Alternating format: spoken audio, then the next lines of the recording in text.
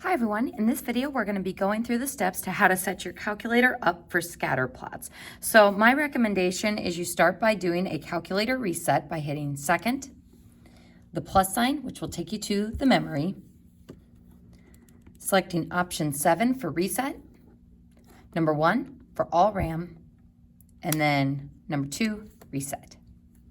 And folks, whenever you do a calculator reset or your calculator completely dies, you'll need to adjust the brightness of your screen by hitting second up.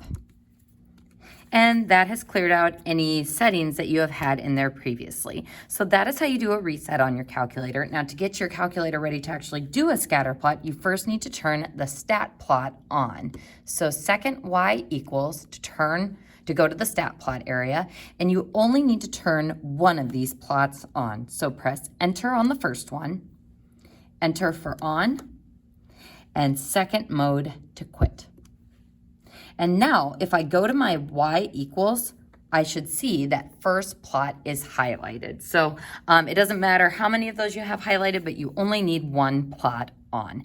So now, looking at this data I have to the right, we are ready to put this data into our stat plot area of our calculator. So second Y equals to turn on the stat plot, and then your stat button to type in your data. So when you hit that stat button, up at the top, you'll see 3 options. These are kind of like tabs in Google Chrome. If I arrow over to the right, that takes me to the calculate tab.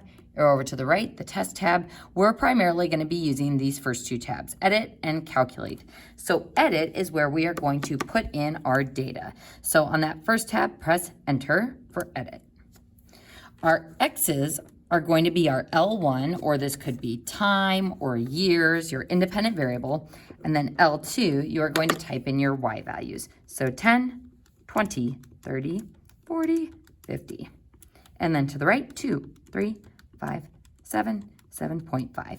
And it's always a good idea after you type in your data to make sure that you have them typed in correctly, that you haven't missed any, and that you have a lined up match on the bottom. So that's where you go in to type in your data for your stat plot. Next, we want to calculate with this data that we have entered in. So we're going to hit our stat button again and go back to that kind of main stat plot screen. And now we're going to arrow over to the calculate tab. So edit to put in the data, calculate to do stuff with the data.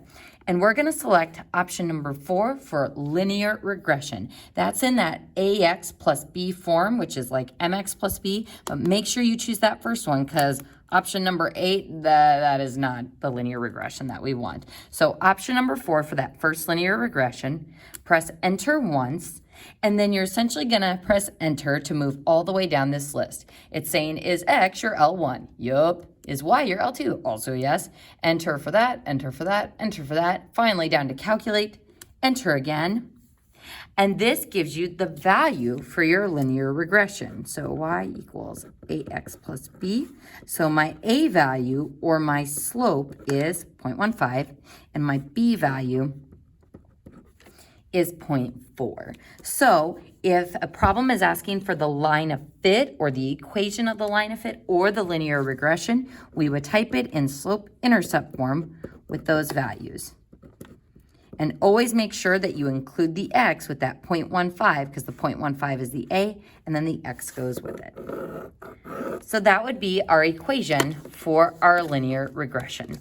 So now we have everything we need to look at the stat plot data and put this line of fit on our graph as well. So we use this stat button to put in our data, to calculate with our data, but in the past, what we have always used for graphing is this top row of buttons. So we're gonna go ahead and go to Y equals, and we are gonna type in 0.15x plus 0.4. Now when we hit graph, notice that I do see my line, but I'm only seeing one tiny little bit of a box of my stat plot. To hone in on your data, we are going to use the zoom button. And the option that you will select is zoom stat. So notice that all of these things we are using have to do with stat. Stat plot, stat button, and then zoom stat. So press enter on ZoomStat, and there are all of our boxes, and there is our line of fit. So folks, this is kind of a good way to check to make sure your line of fit is correct, because it should look like it is going through most of those boxes, or that it roughly describes your data. So I'm just going to intentionally make a mistake here. What if instead of 0.5x, I forgot the decimal and just had 15x? Then when I hit graph, I'm getting my spinning wheel here, we don't see the line at all. So once you have your line of fit and type it in on your calculator, you should be able to see your stat plot and your line of fit. Now that Zoom stat, you will have to type in anytime you put in new data. So let's say I increase my numbers to 100, 200, 300, 400, and 500.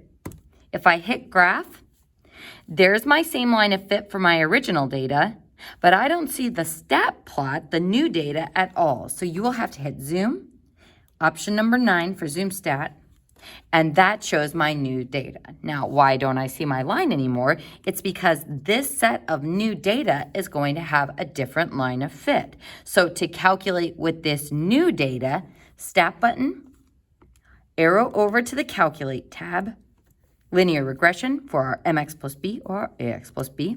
Enter, enter, enter, enter. And that gives me my new values. So as you can see, my slope has changed, though my y-intercept is the same. So folks, that gives you a rundown of how to set up your calculator for scatter plots and how to type in that data and look at it using your calculator.